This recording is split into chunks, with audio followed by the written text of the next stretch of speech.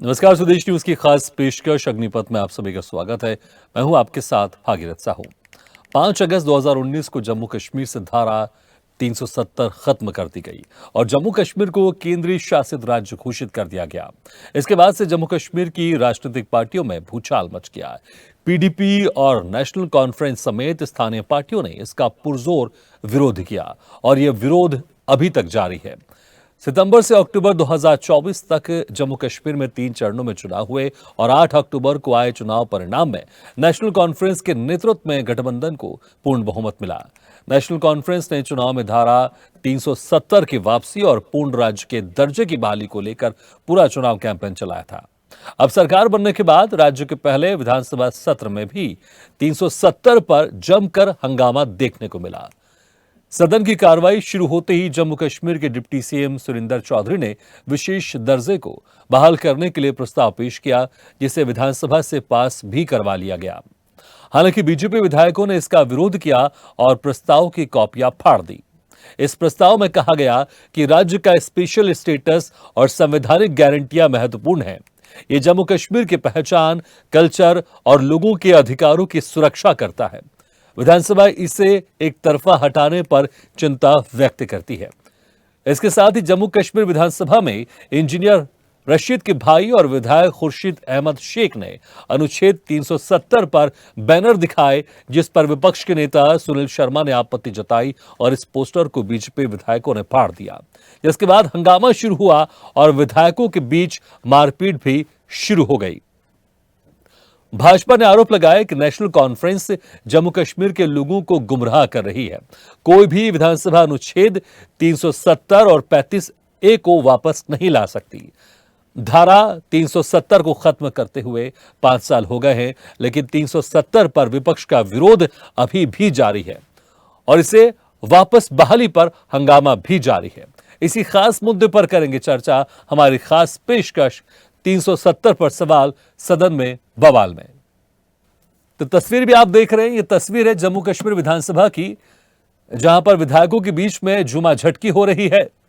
Poster लहराए गए जिसका बीजेपी विधायकों ने विरोध किया और प्रस्ताव भी पास किया गया, जिसमें 370 की वापसी बहाली को लेकर यह प्रस्ताव पास किया। हालांकि बीजेपी विधायकों की तरफ से इस प्रस्ताव का विरोध किया गया और बीजेपी नेताओं की तरफ से साफ कहा गया कि कोई भी विधानसभा 370 और 35A की बहाली नहीं कर सकती।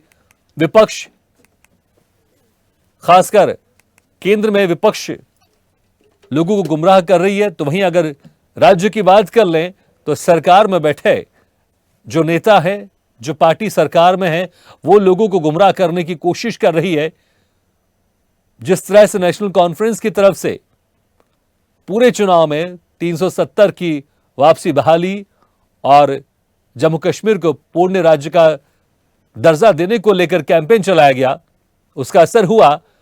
नेशनल कॉन्फ्रेंस को अच्छी खासी सीटें मिली और एनसी के नेतृत्व में अब जम्मू कश्मीर में सरकार है। लेकिन केंद्र शासित ये राज्य है, जिसको लेकर लगातार सरकार की तरफ से भी मांग की जा रही थी कि इसे अब पूर्ण राज्य का दर्जा दे दिया जाए। लेकिन 370 की वापसी को लेकर, क्योंकि केंद्र शासित राज्य को पूर्ण राज्य का दर्जा को देने को लेकर केंद्र सरकार की तरफ से कई बार कहा गया है कि जैसे ही हालात समान होंगे जम्मू कश्मीर में और जब लगेगा कि अब पूर्ण राज्य का दर्जा देना चाहिए, उस वक्त जम्मू कश्मीर को पूर्ण राज्य का दर्जा मिल जाएगा। चलिए, इसी खबर पर और ज्यादा चर्चा करने के लिए जो मेहमान हमारे साथ मौजूद हैं, इस मुद्दे पर चर्चा करने के लिए मैं उनका आप लोगों से तारुफ करा देता हूं। हमारे साथ है बीजेपी नेता प्रदीप बैस जी, कांग्रेस प्रवक्ता प्रबल प्रताप शाही जी और नेशनल कॉन्फ्रेंस के नेता जावेद रहीम भट्ट जी। आप तीनों मेहमानों को बहुत बहुत स्वागत है हमारे इस खास चर्चा में। सबसे पहले जावेद रहीम भट्ट जी, जिस तरह से चुनाव कैंपेन में पूरे समय आप लोग ने 370 की वापसी बहाली को लेकर, जम्मू कश्मीर को पूर्ण राज्य का दर्जा देने को लेकर कैंपेन चला, उसका असर भी हुआ। आप लोग की सरकार बनी, आप लोग के नेतृत्व में अब यहां पर गठबंधन की सरकार है। लेकिन केंद्र सरकार की तरफ से, बीजेपी नेताओं की तरफ से साफ कह दिया गया है कि अब जम्मू कश्मीर में 370 की वापसी बहाली नहीं हो सकती। फिर भी इस तरह से प्रस्ताव लाकर इसको पास करना, क्योंकि वैसे भी यह विधानसभा के क्षेत्र में नहीं आता है, ये केंद्र सरकार के अधिकार का क्षेत्र है। इस तरह से प्रस्ताव लाकर इसको पास करना क्या सिर्फ वहां के आपके जो वोटर्स हैं उनको लुभाने की कोशिश की जा रही है या फिर उनको मैसेज देने की कोशिश की जा रही है, क्योंकि विधानसभा में जरूरी मुद्दे उठाकर अगर उस पर जनता की समस्याओं पर चर्चा की जाए ज्यादा बेहतर होगा। इस तरह से प्रस्ताव पास करके जिसका अधिकार विधानसभा के पास है भी नहीं, ऐसा लग रहा है कि सिर्फ समय व्यर्थ किया जा रहा है, समय बर्बाद किया जा रहा है विधानसभा सत्र का। जी हेलो जी जावेद रहम जी, जवाब। आप, मेरी आवाज आ रही है? जी आ रही है आपकी आवाज। जम्मू व कश्मीर में जो मैनिफेस्टो है, जो नेशनल कॉन्फ्रेंस का पॉलिटिकल विल है, उसमें साफ लिखा है 370 35A की बरहाली। और इस हमारे मैनिफेस्टो में बाकी रोजगार, बिजली या जो बाकी यहाँ इश्यूज हैं वो भी है, लेकिन 370 और 35A पे नेशनल कॉन्फ्रेंस कोई भी कंप्रोमाइज नहीं करेगी।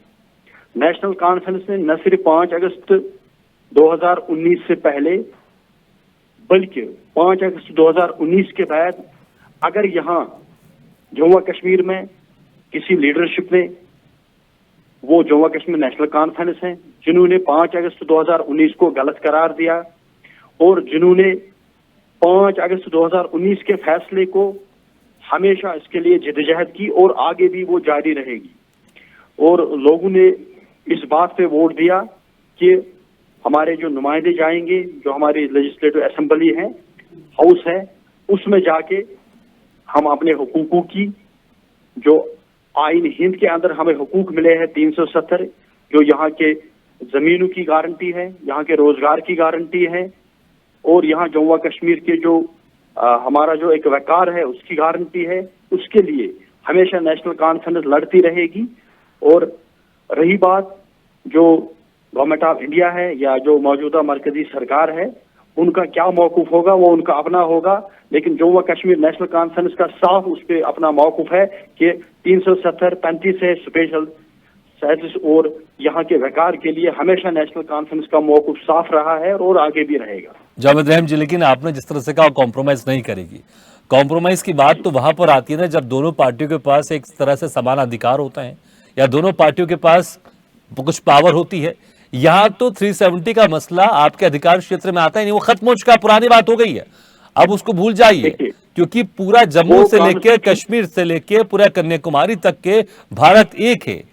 यहां पर हर जगह एक ही संविधान चलेगा।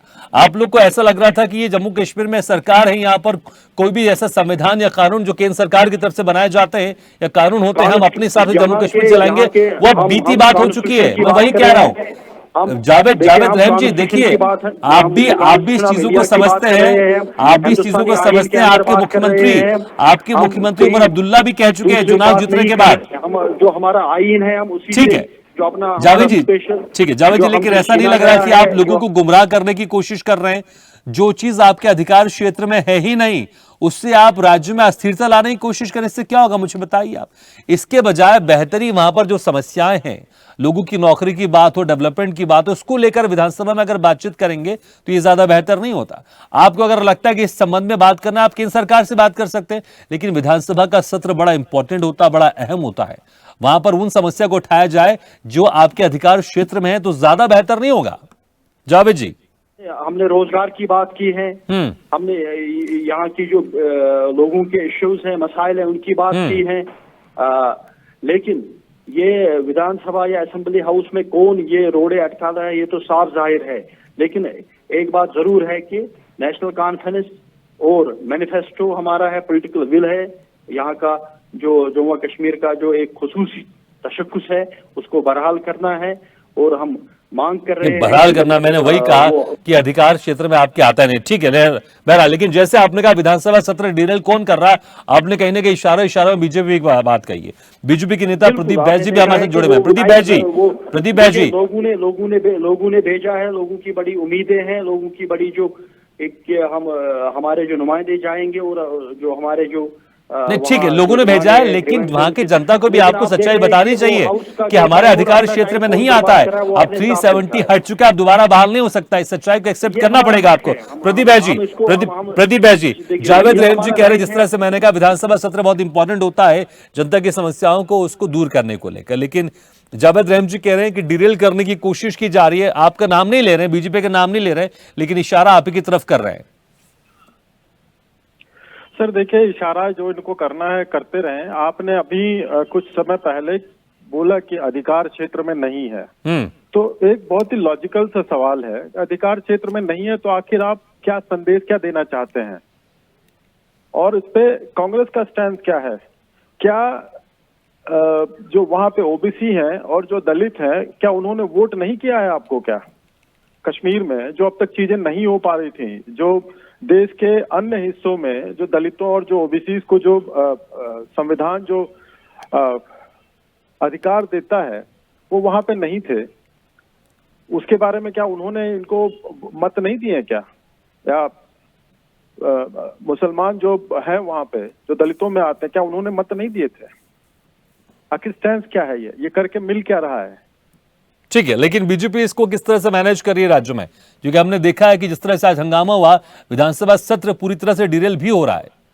देखिए, भारतीय जनता पार्टी केंद्र में हो या प्रदेश में हो, पहली वरीयता रहती है कि सदन चले, और सदन जो है कानून को मुख्य रखकर चले। लेकिन ये विपक्षी दलों द्वारा ये जो बातें की जा रही हैं या जो कराई जा रही हैं इनके, अगर कहा जाए तो इसके पीछे इनका मोटिव क्या है? और उससे भी पहले कांग्रेस तो सबसे पुरानी पार्टी है, क्या संविधान के बारे में उनको पता नहीं है क्या? या उनको ये नहीं पता है कि ये अब स्थिति वैसी नहीं है, तो क्यों गुमराह करने का प्रयास कर रहे हैं?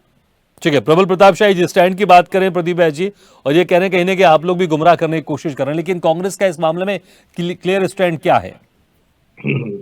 जरा थोड़ा समय दीजिएगा जी। पहले मैं आपसे ही शुरू करता हूँ। एंकर महोदय, आपने एक बहुत गलत बात कही कि दो संविधान, भारत के संविधान के अंदर ही 370 का हक दिया गया। ठीक है, संविधान पढ़कर बात जी, आवाज ठीक नहीं, मैंने कहा, देखिए मैंने कहा विधानसभा के ये अधिकार क्षेत्र में नहीं आता है। 370 बहाल वो कर ही नहीं सकते हैं, मैंने इसी का जिक्र किया, इसके अलावा कोई और दूसरे कानून का जिक्र किया ही नहीं है मैंने। नो, जिक्र किया।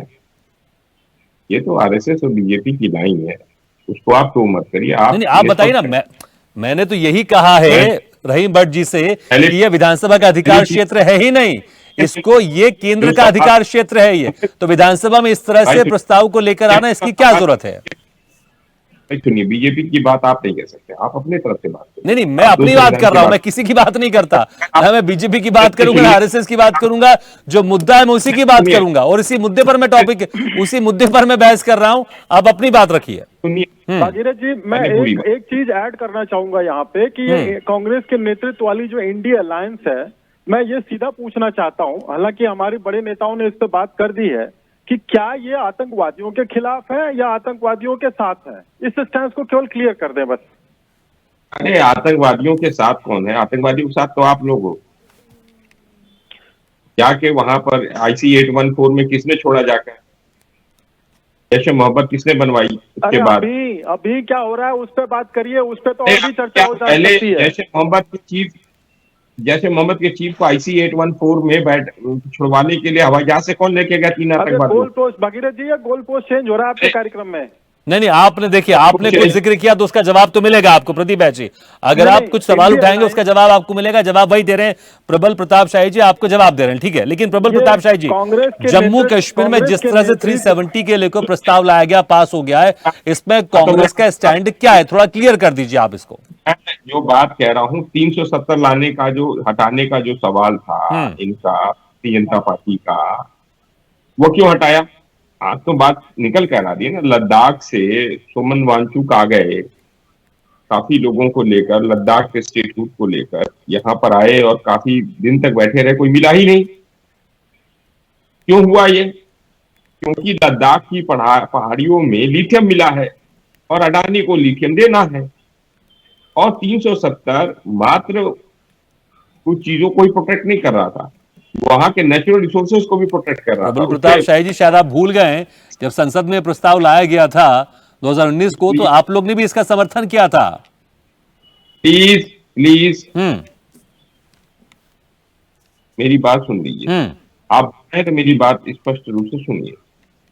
370 हटाने के लिए मुख्य मुद्दा भारतीय जनता पार्टी और नरेंद्र मोदी का था कि अडानी को जम्मू कश्मीर और लद्दाख के रिसोर्सेज पर कब्जा कराना, और वो ये करा रहे। आज इतनी ज्यादा घुसपैठ हो रही है, इन्होंने कहा कि हम 370 हटाने के बाद आतंकवाद खत्म कर देंगे, ये कर देंगे, वो कर देंगे। अभी कुछ दिनों से हिंसा जारी है, लगातार आतंकी हमले बढ़ रहे हैं, काफी चीजें हो रही। ठीक है, मीडिया दिखाता नहीं है, बात अलग, लेकिन अभी जो है वहां पर नौजवानों को रोजगार चाहिए, बहुत सारी चीजें चाहिए, और एनसी ने अपनी मैनिफेस्टो में डाला है, तो जो मैनिफेस्टो में पार्टी ने डाला उस हिसाब से काम कर रही है।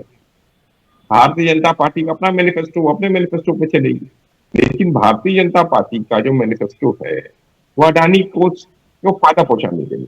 अब आपको मैं कौन सी बता दूं, आपने चर्चा भी जम्मू कश्मीर की छेड़ी है। नागालैंड में दो झंडे का अकॉर्ड साइन हुआ है नागालैंड में, उसके बारे में क्यों नहीं आप बात कर रहे हैं? आपने कभी बात की? 2016 में जो सिग्नेचर हुआ है, केंद्र सरकार, नरेंद्र मोदी जी के प्रधानमंत्री हैं, उन्होंने एक सिग्नेचर किया है नागालैंड की जो इंसर्जेंट ग्रुप था, और वहां पर 2 झंडे का उन्होंने एक्सेप्ट कर लिया है, पर क्यों नहीं बात हो रही है? तो शांत हैं आप लोग। चर्चा क्या है? देखिए प्रबल प्रताप जी, अब आप बार बार मेरी बात करें, हमारी बात करें, मीडिया की बात कर रहे हैं। मैंने आपसे सिर्फ इतना पूछा, देखिए आपने खुद कहा नेशनल कॉन्फ्रेंस का जो एजेंडा था, जो उनका घोषणा पत्र था, उसके हिसाब से वो चल रहे हैं। बीजेपी अपने घोषणा पत्र के हिसाब से चल रही है, कांग्रेस कैसे चल रही है, थोड़ा ये भी तो क्लियर कर दीजिए। मैं बस वही कह रहा हूं, आप अपने स्टैंड क्लियर कीजिए ना, क्योंकि जब संसद में 370 हटाने का प्रस्ताव लेकर आया था, आप लोग ने उसमें समर्थन दिया था, पास किया था। तो कांग्रेस क्लियर तो चले, क्लियर तो करके यहां पर रखे। आपको नागालैंड का विरोध करना बिल्कुल कीजिए, लेकिन स्टैंड क्लियर कीजिए आप लोग।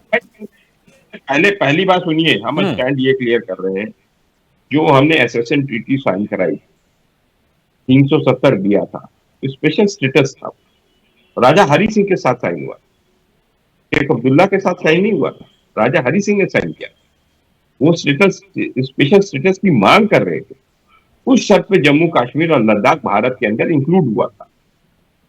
आपको मालूम है ना कि जो हमारा देश है ये यूनियन ऑफ वो है, स्टेट्स है। प्रबल प्रताप शाही जी, मुझे तो मालूम है, लेकिन शायद आपको ज्ञात नहीं होगा, आपके घोषणा पत्र में कहीं इसका जिक्र नहीं कि 370 हम वापस लेकर आएंगे। मैं वही तो कह रहा हूं, आप लोग घोषणा पत्र में कुछ और मेंशन करते हैं, अभी कुछ और बोल रहे हैं। चीजें क्लियर नहीं होती हैं, चीजें क्लियर होनी चाहिए। आप लोग केंद्र के नेता कुछ और कहते हैं, राज्य के नेता कुछ और कहते हैं, चीजें क्लियर नहीं होती है। मैं वही कह रहा हूं, चीजें चलिए, मेरे पास समय कम है, मैं एक बार फिर से सबके पास जाना चाहूंगा, आपके पास बहुत समय तक रहा है। जावेद रहीम भट्ट जी, ठीक है। देखिए विधानसभा सत्र है, कुछ समय के लिए रहेगा और फिर उसके बाद खत्म हो जाएगा, लेकिन जिस तरह से ये मुद्दा, मैंने वही का अधिकार क्षेत्र में नहीं है, लेकिन क्या अब जो समय बचा रहेगा या फिर जो भी रहेगा, यहां पर जनता को उस बात को लेकर आप लोग को डिलीवर करना चाहिए ना कि जो आपके अधिकार क्षेत्र में है, या फिर इसी तरह से ये विधानसभा सत्र हमेशा देखने को मिलेगा, हंगामा होता रहेगा और विधानसभा का सत्र इस तरह से मारपीट तक पहुंच जाएगा। बड़ा मुझे लगता है कि बड़ा ये दुखद बात होती है कि जब इतने माननीय विधायक आपस में एक दूसरे के साथ हाथापाई करते हैं, मारपीट करते हैं। ये बात हम क्लियर करेंगे, जम्मू और कश्मीर नेशनल कॉन्फ्रेंस का मंशूर मैनिफेस्टो में है, यहाँ का जो हुकूक है, यहाँ के जो राइट्स हैं, चाहे वो जमीनों की गारंटी हो, यहाँ के जॉब की गारंटी हो, या मैं बात करूं यहाँ 370 और 35 की, हर एक सतह पे मुल्क के हर एक छोटे बड़े ऐवान में नेशनल कॉन्फ्रेंस उस मौक़िफ़ को सामने रखेगी। रही बात दूसरी, जो कि हाउस चल रहा है, जो लोगों ने हाउस में भेजे हैं, अपने रिप्रेजेंटेटिव, अपने नुमाइंदे भेजे हैं, कि लोगों के जितने भी इश्यूज हैं, लोगों के जितने ग्रीवेंस हैं, या पिछले जो 10 साल से यहाँ लोगों ने सहा है, कि उन जो लोगों के ग्रीवेंस है, काम है, डिमांड है, कि उसको हाउस में सामने रखा जाए, उस पर फोकस किया जाए, वो काम किया जाए। जम्मू कश्मीर नेशनल कॉन्फ्रेंस की सरकार जब से बनी, आपने देखा जो ऑनरेबल चीफ मिनिस्टर उमर, ठीक है, लेकिन जिस तरह से हाथापाई हुई, आप इसके पीछे जिम्मेदार किसको मानते हैं? संक्षेप में। सिर्फ बीजेपी है, इस बीजेपी। ठीक है, समय मेरे पास कम है, सबके पास जाना चाहूंगा। प्रदीप बैस जी, जावेद रहम जी कह रहे हैं आप इसके पीछे जिम्मेदार है, इस तरह से हाथापाई हुई। मुझे लगता है कि कम से कम विधानसभा में इस तरह की चीज नहीं होनी चाहिए, वहां पर बातचीत से चीजें होनी चाहिए, समाधान हो चाहे नहीं हो, लेकिन बातचीत होनी चाहिए, हाथापाई नहीं। संक्षेप में प्रदीप बैस जी। निश्चित तौर पे मैं आपकी इस बात की पे 100% सहमति, और हम और हमारी पार्टी और पूरा देशवासी इस पे सहमत हैं। लेकिन आप देखेंगे तो ये जो इंडी गठबंधन है, जो इंडी अलायंस है, शुरुआत ये खुद करता है और फिर भ्रमित करने का काम कर देता है। अगर आप उसका रूट कॉज एनालिसिस करें, अंत में जाके देखें तो ठीक है, समय कम है, लेकिन आपने मुद्दे की बात कर दी, जवाब ले लेते हैं। प्रताप शाही जी, आप कह रहे हैं कि इंडिया अलायंस शुरुआत करता है और फिर गुमराह करता है, सीधे आपके आरोप जिस तरह से हाथापाई हुई, जवाब दे संक्षेप में। इंडिया कहने में शर्म आ रही है क्या एनडी वाले को? ये इंडिया से इतनी नफरत करते हैं, भारत से इतनी नफरत करते हैं, कॉन्स्टिट्यूशन ऑफ इंडिया से इतनी नफरत करते हैं कि इंडिया कहने में ये इनकी सोच प्रदर्शित करती है। देखिए, हिंसा वाले लोग, और आरएसएस की जो विचारधारा है वो हिंसा पर ही आधारित है, वो फांसीवाद पर आधारित है, नाजीवाद पर आधारित है। ये लगातार हिंसा फैलाना लोगों को। चलिए ठीक है, आप भी कह रहे हैं कि हिंसा नहीं होनी चाहिए। मुझे लगता है हर कोई चाहेगा कि हिंसा नहीं होनी चाहिए, कम से कम विधानसभा के अंदर इस तरह के नजारे नहीं दिखने चाहिए। भले एक दूसरे की विचार मतभेद हो, लेकिन हाथापाई तक नौबत नहीं पहुंचनी चाहिए। चर्चा के साथ, बातचीत के साथ समस्या का समाधान करना चाहिए, क्योंकि विधानसभा है, हर किसी की नजर होती है। बहुत बहुत शुक्रिया आप सभी का, प्रदीप बैस जी, प्रताप शाही जी, जावेद रहीम भट्ट जी, शुक्रिया हमारे खास चर्चा में शामिल होने के लिए। तो इसी के साथ हमारे खास पेशकश में फिलहाल इतना, लेकिन खबरों का सिलसिला लगातार जारी, आप देखते रहिए स्वदेश न्यूज, सबसे पहले देश।